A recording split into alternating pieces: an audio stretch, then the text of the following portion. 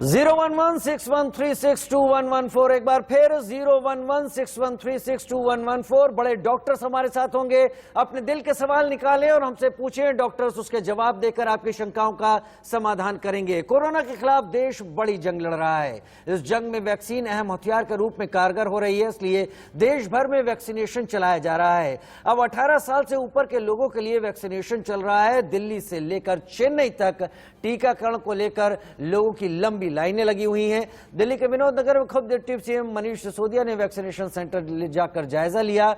वहीं मुंबई से लेकर भुवनेश्वर के कई सेंटर्स में लोगों की लंबी कतारें अब देखी जा रही हैं। और दिल्ली में आज वैक्सीनेशन का तीसरा चरण शुरू हो गया। अब 18 साल से ज्यादा उम्र वालों को वैक्सीन लगाई जा रही है। डिप्टी सीएम मनीष सिसोदिया ने भी वैक्सीनेशन सेंटर पर पहुंचकर हालात का जायजा लिया। उप मुख्यमंत्री मनीष सिसोदिया तस्वीरों में आपको दिखाई दे रहे हैं। जो तैयारी तीसरे फेज की है वो तैयारी काफी जरूरी है, और वो तैयारी इसलिए भी जरूरी है कि इसके चलते एक बड़ी जनता को वैक्सीन का सुरक्षा कवच दिया जा सकेगा। दिल्ली सरकार के 76 स्कूलों में ये वैक्सीनेशन का प्रोग्राम शुरू हुआ है, और यहाँ पर जिस तरह से आप देख रहे हैं कि इसी स्कूल में पैरेलल 5 सेंटर्स बनाए गए हैं। तो इस तरह से पूरी दिल्ली में इस वक्त आज 301 सेंटर्स पर वैक्सीनेशन का प्रोग्राम शुरू हुआ है 18 साल से 45 साल के बीच के लोगों के लिए। और क्योंकि आज पहला दिन है, हम इसको और आगे बढ़ाएंगे। हमारा टारगेट है कि हर स्कूल में इस तरह से कम 10 सेंटर्स हों, और अभी इसको धीरे धीरे करके हम 300 स्कूलों तक लेके जाएंगे। जैसे जैसे हमें और वैक्सीन मिलती चली जाएगी, हम इसको बढ़ाते चले जाएंगे। अभी हमारे पास में 4.5 लाख वैक्सीन की डोज आई हैं, और आज भर में हमने 45,150 लोगों को अपॉइंटमेंट दिया है आज की वैक्सीनेशन के लिए। उधर जबलपुर के माढ़ोताल इलाके में पुलिस ने एक बस के अंदर से कई बारातियों को हिरासत में ले लिया। पुलिस के मुताबिक प्रदेश में 10 लोगों को शादी समारोह में जाने की इजाजत है, लेकिन स्कूल बस में छिपकर ये सभी बाराती समारोह में जा रहे थे। गाड़ी आती हुई दिखी, उसको चेक किया। वर्तमान में जबलपुर शहर और पूरे मध्य प्रदेश में भारत में लॉकडाउन लगा हुआ है कोरोना प्रोटोकॉल का पालन कराने के लिए। कल चेकिंग के दौरान कटंगी बाईपास पे एक ब्लेसिंग किट्स करके स्कूल की गाड़ी आती हुई दिखी, उसको चेक किया गया। उसमें काफ़ी ज़्यादा लोग बैठे हुए थे। जब उससे पूछताछ की गई तो पता चला कि वो बारात लेके आ रहे थे, जबकि वर्तमान में कलेक्टर महोदय के आदेशानुसार शादी में सिर्फ 10 लोगों की परमिशन दी गई है, परंतु उस बस में ही 15 लोग थे। इसके अतिरिक्त एक दुल्हन जिस वाहन में दुल्हन थी उसमें भी कई लोग थे। तो बस के विरुद्ध हमारे द्वारा कार्रवाई की गई है 188 के 269-70। इसके अतिरिक्त आपदा प्रबंधन अधिनियम के तहत कार्रवाई की गई है। वर्तमान में जबलपुर शहर। उधर मध्य प्रदेश के इंदौर का एक वीडियो काफी वायरल हो रहा है। वीडियो में कुछ युवक उठक बैठक तो कुछ मुर्गा बनकर सड़क पर चलते हुए नजर आए। दरअसल कोरोना के बढ़ते मामलों को देखते हुए इंदौर में कर्फ्यू लगा, लेकिन फिर भी लोग नहीं मान रहे, घर से बाहर निकल रहे हैं। देपालपुर में जब कुछ युवक टोली बनाकर घर से बाहर निकले तो तहसीलदार ने उन्हें पकड़ लिया और सड़क पर ही उसने उठक बैठक लगवाई और फिर ढोल नगाड़े बजाकर कर्फ्यू का उल्लंघन करने वालों को मुर्गा बनाया और सड़क पर लगाया।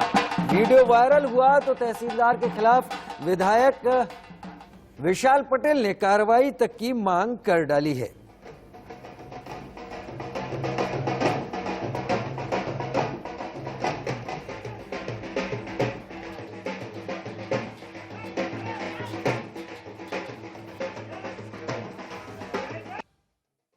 कल की घटना है देपालपुर विधानसभा की। वहां का तहसीलदार, मकरूर तहसीलदार, नाम तो जिसका बहादुर है, बजरंग बहादुर, लेकिन बहादुरी दिखाता है गरीब जनता के ऊपर, जो जनता खुद अपने परिवार के लिए जूझ रहा है, इंजेक्शन और ऑक्सीजन के लिए। अगर वो शहर में आता है तो कहीं न कहीं ऐसे बजरंग बहादुर जैसे व्यक्तियों की उसको लात का सामना करना पड़ता है। मैं पुनः आपसे निवेदन करना चाहता हूँ, माननीय जिलाधीश से निवेदन करना चाहता हूँ, माननीय कमिश्नर साहब से भी निवेदन करना चाहता हूँ कि इस घटना को आप पूरा संज्ञान में लें और ऐसे अधिकारियों को तुरंत दंडित करें। 2 तूफान गाड़ियों में लगभग 30-35 लोग सवार थे, जो अपने आप को बाराती बता रहे थे, जिसमें महिलाएं भी थीं। तो इनके द्वारा लॉकडाउन के निर्देशों का सरासर उल्लंघन किया गया था, तो उनको मौके पर उतारा गया। उनमें से कुछ लोगों के द्वारा प्रशासनिक अमले के साथ बहस भी की गई। तो इसलिए उन लोगों को नसीहत देने के उद्देश्य से एक मेढक दौड़ उनसे करवाई गई थी और इसमें प्रशासन के द्वारा किसी भी प्रकार से कोई दुर्व्यवहार किसी व्यक्ति के साथ नहीं। हमारे साथ खास मेहमान बड़े वरिष्ठ डॉक्टर्स हमारे साथ जुड़े हुए हैं। डॉक्टर युगल मिश्रा मणिपाल हॉस्पिटल से कार्डियोलॉजिस्ट हैं, वो हमारे साथ लगातार जुड़े हुए हैं। और हमारे साथ जुड़ गए हैं डॉक्टर अमित अरोड़ा, लंदन से फिजिशियन हैं। और डॉक्टर अमित अरोड़ा के पास जाऊंगा क्योंकि डॉक्टर युगल मिश्रा से मैं बात कर चुका हूं। डॉक्टर अमित अरोड़ा, स्वागत है आपका इंडिया न्यूज में। भारत जिस सेकेंड वेव में इस बुरी दौर में पहुंच गया, इस बुरी हालत में पहुंच गया है, यूके में इस वक्त क्या स्थिति है, वहां पर क्या हालात है? क्योंकि वहां पर भी इसके पहले करीब करीब ऐसी ही मारामारी मची थी। किन प्रयासों से कंट्रोल किया और क्या यूके किसी थर्ड वेव का इंतजार कर रहा है या यूके अपने को काफी सेफ कर चुका है? नमस्कार जी। जहां तक यूके का सवाल है, यूके में जो सेकेंड वेव आई थी वो दिसंबर एंड जनवरी के शुरू में आई थी और यूके में सख्त लॉकडाउन लगा था जनवरी के स्टार्ट में। और लॉकडाउन अभी भी पूरी तरह से खुला नहीं है। अभी भी हमें किसी फैमिली से किसी दूसरी फैमिली से मिलने की परमिशन तो है, लेकिन हम उसके घर बैठ नहीं सकते, किसी रूम में नहीं कर सकते। और साथ साथ यहाँ पे वैक्सीन का प्रयास काफी तेजी से चलता रहा, जिसकी वजह से केस दर काफी कम हो गई हैं। दूसरा, एक तो केसेस कम हो गई हैं, हॉस्पिटल एडमिशंस भी कम हो गई हैं और डेथ्स भी कम हो गई है। लेकिन ये सब संभव हुआ लॉकडाउन की वजह से और वैक्सीनेशन की रफ्तार की वजह से। जो इंडिया में हालात हैं वो काफी चिंता का विषय है और मुझे लगता है कि हम सबको, सिर्फ डॉक्टर्स को या सरकार की, सभी को मिलकर प्रयास करना पड़ेगा अगर हम इस वेव को रोकना चाहते हैं। जो आपने सवाल पूछा था तीसरी वेव का, अगर लॉकडाउन यूके में खुलने वाला है अगले महीने से, तो संभव है यूके में एक थर्ड वेव आए, लेकिन वो थर्ड वेव भयानक नहीं होगी। क्यों नहीं होगी? क्योंकि इसलिए काफी लोगों को वैक्सीन लग चुकी है, केस नंबर्स काफी लो हैं, अगर कुछ केसेस आते भी हैं तो काफी कम होंगे और उनको वक्त पे ट्रीटमेंट मिल जाएगी। जो दिसंबर जनवरी में हालात थे उस टाइम था क्योंकि सिस्टम में काफी ज्यादा केसेस थे, हॉस्पिटल में एडमिशंस काफी थी, तो इसलिए काफी ज्यादा परेशानी का माहौल था। लेकिन अब हम उम्मीद कर रहे हैं कि दूसरी वेव इतनी भयानक नहीं होगी। डॉक्टर अमित अरोड़ा, इसके पहले यूके वेरिएंट की काफी बातें सुनी गई थी। भारत में भी यूके वेरिएंट आया था जब इस वायरस का म्यूटेशन हुआ था, तब उसने भी भारत में तमाम केसेस बढ़ाए थे। उसके बाद ब्राजीलियन वेरिएंट आया, अब इंडियन वेरिएंट की भी बात कही जा रही है। तो ये जो तमाम वेरिएंट हैं, आप क्या उम्मीद कर रहे हैं ये जो वायरस है कोरोना का, कोविड-19 का, क्या ये अभी और फर्दर म्यूटेट करेगा और डेडली होगा, या फिर आप एक्सपेक्ट कर रहे हैं जिस तरह से वैक्सीनेशन प्रोसेस और लॉकडाउन भारत में भी शुरू हो गया है, करीब 16 करोड़ को वैक्सीन लग चुकी है यहां पर पहली डोज, अब वायरस कितना भी म्यूटेट करे अब उतना डेडली नहीं रहेगा? आपका क्या कहना है इस पर, टेक क्या है आपका? देखिए, जो हमारे पास जो भी रिजल्ट्स आए वो ये, जितनी भी म्यूटेशंस आई हैं वो ये कह रही हैं कि वायरस बहुत कंटेजियस हुआ है। और कुछ महीने पहले मैंने बताया था अगर वायरस कंटेजियस ज्यादा होगा तो ज्यादा नंबर्स प्रभावित होंगे, ज्यादा लोगों को इन्फेक्ट करेगा। जो मोर्टेलिटी रेट या जिनसे लोगों की डेथ हो रही है वो लगभग उतना ही है, 0.5 to 1% के बीच में ही मोर्टेलिटी रेट रहेगा। लेकिन अब समझे, अगर 10 लोगों को इन्फेक्ट किया है वायरस ने और एक वायरस जो म्यूटेट करके 20 लोगों को इन्फेक्ट कर, तो नंबर्स बढ़ जाएंगे, तो उससे मोर्टेलिटी रेट तो बढ़ेगा ही। जो यूके का वेरिएंट आया था वो भी काफी कंटेजियस था, जो इंडिया का वेरिएंट है वो भी काफी कंटेजियस है। अब जो ब्राजीलियन वेरिएंट की बात की, उसमें थोड़ा फर्क ये कह रहे हैं कि जो ब्राजीलियन वेरिएंट वो वैक्सीनेशन को डिपेंड कर सकता है, यानी कि वैक्सीन का प्रभाव, वैक्सीनेशन जिन लोगों की हुई है उन पे भी वो ब्राजील का वेरिएंट, मतलब उस पर वैक्सीनेशन उन लोगों पे काम नहीं करेगी अगर ब्राजील का वेरिएंट अगर अटैक करता है। तो ये फर्क है थोड़ा इंडियन वेरिएंट, यूके वेरिएंट और ब्राजीलियन वेरिएंट की। तो लेकिन जो सबसे जो महत्वपूर्ण बात है, जो आपने बात बोली कि इंडिया में 16 करोड़ लोगों की वैक्सीनेशन हुई है, तो हमें वैक्सीनेशन करनी है सिर्फ 70% आबादी की। तो 70% का टारगेट ले तो तकरीबन हमारी 100 करोड़ की जनता बन जाती है। तो 100 करोड़ को वैक्सीनेट करना आसान नहीं है। तो अभी उसके लिए तो जो स्टेप्स पहले ले रहे थे हम लोग, वो थे कोविड अप्रोप्रिएट स्टेप्स, जिनकी बात हम अभी तक करते हैं पूरा साल, सोशल डिस्टेंसिंग का, मास्क का, वही में बचेंगे। और शायद हमें एक जिम्मेवारी खुद से लेनी पड़ेगी, क्योंकि मैंने क्या देखा था कि अगर लोगों को इन्फेक्शन है, जिनको माइल्ड इन्फेक्शन है, वो आइसोलेट नहीं कर रहे, वो बाहर जाते हैं और दूसरों को वायरस देते हैं, उनको तो प्रभावित नहीं करता वायरस, क्योंकि माइल्ड इन्फेक्शन है, लेकिन वो किसी दूसरे को इन्फेक्शन दे देते हैं और जिसके ऊपर वो घातक साबित हो सकता है। तो मुझे लगता है कि लोगों को भी जिम्मेवारी साथ में उठानी पड़ेगी, अभी साथ में लोगों को जिम्मेदारी निभानी पड़ेगी और उसका कोई सब्स्टिट्यूट भी नहीं है, उसका कोई विकल्प नहीं है। डॉक्टर युगल मिश्रा, भारत में करीब 3,500 डेथ डेली रिपोर्ट हो रही हैं, लेकिन भारत की एक मजबूरी, जैसा कि डॉक्टर अमित अरोड़ा ने भी इशारा किया, हमारी पॉपुलेशन करीब 138-140 करोड़ के करीब बैठती है। जहां तक यूके की बात करें, यूएस की बात करें, ब्राजील की बात करें, इटली या स्पेन की बात करें, तो इनकी पॉपुलेशन कहीं कम है। उस लिहाज से अगर भारत को देखा जाए तो भारत में अब वायरस म्यूटेट होकर क्या और डेडली होने की तरफ आगे बढ़ रहा है, और अगर ऐसा है तो क्या केवल और केवल लॉकडाउन ही विकल्प होगा, क्योंकि फिर दवाइयां या वैक्सीनेशन इतनी बड़ी आबादी को एक साथ और उतनी जल्दी मिलना शायद पॉसिबल नहीं होगा। डॉक्टर युगल मिश्रा।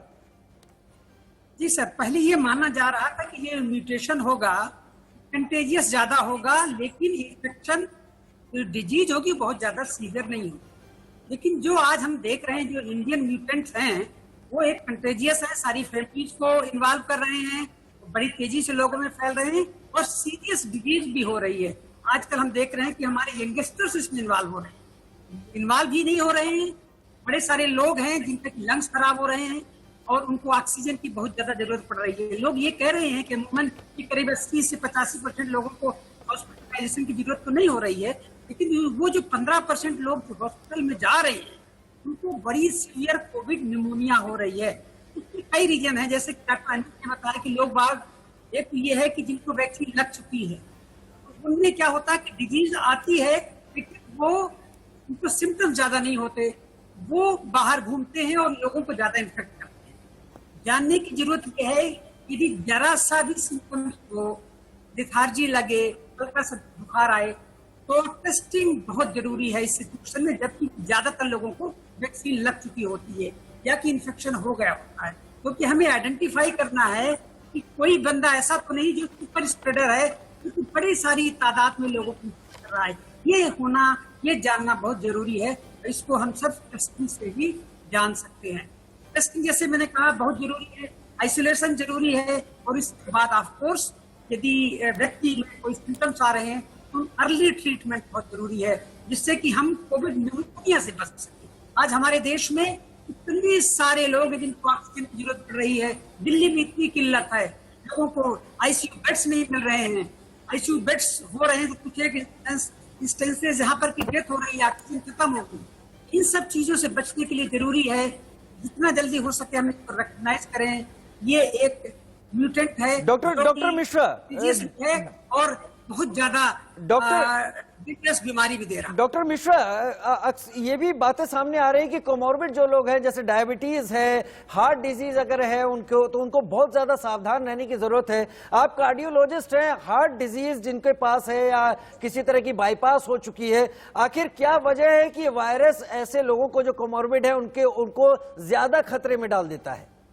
भाई देखिए, जिसको डायबिटीज है, हार्ट की बीमारी है, उनमें इम्यूनिटी जो है ना वो कम हो जाती है। जब इम्यूनिटी कम हो जाती है तो वायरल इन्फेक्शन आता है, पहले गले में आता है, गले में 4-5 दिन 6 दिन रहता है, इसके बाद फिर वो लंग्स में चला जाता है। सिस्टम ये होता है कि आपकी इम्यूनिटी यदि कम है तो आपके जो डिफेंस सिस्टम है, जो टी सेल्स हैं, वो उसके वायरस के अगेंस्ट काम नहीं करती है और वायरस बड़ी तेजी से डुप्लीकेट करता है और उससे वायरल लोड शरीर में इतना ज्यादा हो जाता है कि बड़ी सीवियर वायरल निमोनिया होती है। इसको रोकना, इसलिए कहा जाता है कि जिनको कि डायबिटीज है, हार्ट की बीमारी है, या कि जो ओल्ड एज के हैं जिनमें इम्यूनिटी कम है, उनको और ज्यादा सावधानी बरतनी चाहिए। कोशिश करें कि बाहर न निकलें, यदि बाहर निकलें तो आजकल तो डबल मास्क की बात हो रही है कि आप एक ट्रिपल लेयर मास्क पहने, तो क्लॉथ मास्क जो आपका है वो पहने। और आजकल हम ये भी कह रहे हैं कि आप अपने घर में भी मास्क पहन करके रहें, क्योंकि यदि आपके घर में कोई सर्वेंट्स आते हैं या कि खदा न खास्ता किसी को ये बीमारी ऑलरेडी है, तो उससे बचने का यही एक तरीका है। कोशिश करें कि घर के अंदर भी मास्क चलिए डॉक्टर युगल मिश्रा, ये तो आप बंधनों की बात कह रहे हैं और इन बंधनों को तो हम सबको ही मानना पड़ेगा। डॉक्टर अमित अरोड़ा, हम बात कुछ समाधान की तरफ भी कर लेते हैं। कुछ एक खबरें ऐसी निकल कर आ रही थी कि जो अब तक वैक्सीन बनी है वो आरएनए बेस्ड वैक्सीन बनी है और उसके जरिए वायरस को बॉडी में डालकर या उसके डेड फॉर्म को डालकर या तमाम तरीकों से बॉडी में एंटीबॉडीज बनाने की एक कोशिश करके उसके जरिए इम्यून हासिल करने की कोशिश है। मैं ज्यादा समझा नहीं पाऊंगा, आप दोनों स्वास्थ्य क्षेत्र के विशेषज्ञ ज्यादा बेहतर समझ रहे होंगे। क्या किसी सुपर वैक्सीन पर काम हो रहा है? मेरा सवाल इसलिए क्योंकि अलग अलग तरह के वेरिएंट आ रहे हैं, ब्राजील का है, यूके का है, इंडियन का है, आगे आने वाले दिनों में और भी कंट्रीज के अलग अलग म्यूटेशन वाले वेरिएंट सामने आ सकते हैं। क्या तमाम वेरिएंट्स को कैटर करने को लेकर कोई एक सुपर वैक्सीन पर यूके में या और देशों में काम शुरू हो गया है? अगर हो गया है, कब तक उम्मीद कर सकते हैं हम इन चीजों की? देखिए, जो आप सुपर वैक्सीन की बात करें उस पर ट्रायल्स चल रहे हैं, लेकिन उसके अभी कहना बहुत मुश्किल है वो वैक्सीन सक्सेसफुल होगी कि नहीं होगी। डॉक्टर अमित, मैं आपको रोक रहा हूं, क्या ऐसा होना संभव है? क्या ऐसा हो सकता है? इसको भी जरा सा ऐड कर दें, क्या बन सकती है सुपर वैक्सीन? सॉरी, आपकी आवाज कट रही थी, मैं प्रश्न सुन नहीं पाया था, क्या कह रहे थे? मैं आपसे पूछ रहा था, आपने कहा सुपर वैक्सीन पर काम चल रहा है, क्या ऐसी उम्मीद करना क्या ख्याली पुलाव पकाना होगा? यह हकीकत हो सकती है अगर कोशिश की जाए तो? माफी चाहूंगा, आपका प्रश्न कट रहा है। क्या सुपर आपकी आवाज काफी कट रही है बीच में। जी, मैं पूछ रहा था क्या सुपर वैक्सीन का होना हकीकत हो सकता है? हेलो, आप अपना जवाब दें डॉक्टर, आप अपना जवाब दें सुपर वैक्सीन को लेकर। जी, आपकी आवाज बिल्कुल नहीं आ रही मुझे। ठीक है, मैं कोशिश करता हूं डॉक्टर अमित अरोड़ा के पास जाने की, लेकिन डॉक्टर युगल मिश्रा, क्या मैं उम्मीद कर सकता हूं कि सुपर वैक्सीन ऐसी हो सकती है कोई जो तमाम वेरिएंट्स को एक साथ निष्प्रभावी या कंट्रोल में ले ले? आवाज बिल्कुल सुनाई नहीं पड़ रही है।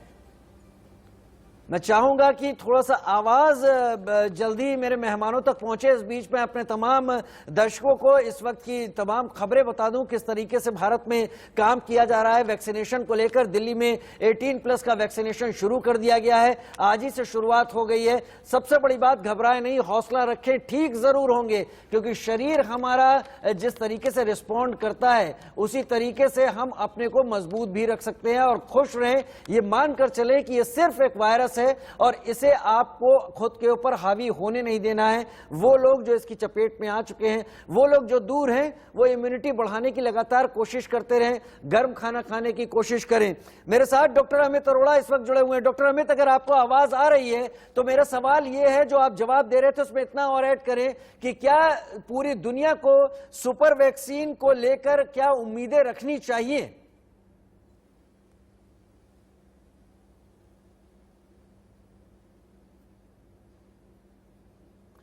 क्षमा चाहता हूं, शायद आवाज नहीं जा पा रही है। डॉक्टर युगल मिश्रा, आपको आवाज आ रही है मेरी?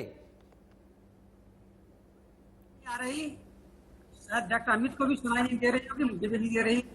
तो प्रश्न फिर से दोहराया जाए तो? मेरा प्रश्न सुपर वैक्सीन को लेकर है डॉक्टर युगल मिश्रा। हम तमाम वैक्सीन की बात कर रहे हैं और तमाम वैक्सीन के असर, एफिकेसी को लेकर बात कर रहे हैं। एक सब्जेक्ट सुपर वैक्सीन को लेकर भी पूरी दुनिया में इस वक्त तैर रहा है और कोशिश की जा रही है कि तमाम वेरिएंट को उसके चलते निष्प्रभावी किया जा सके। क्या यह संभव है?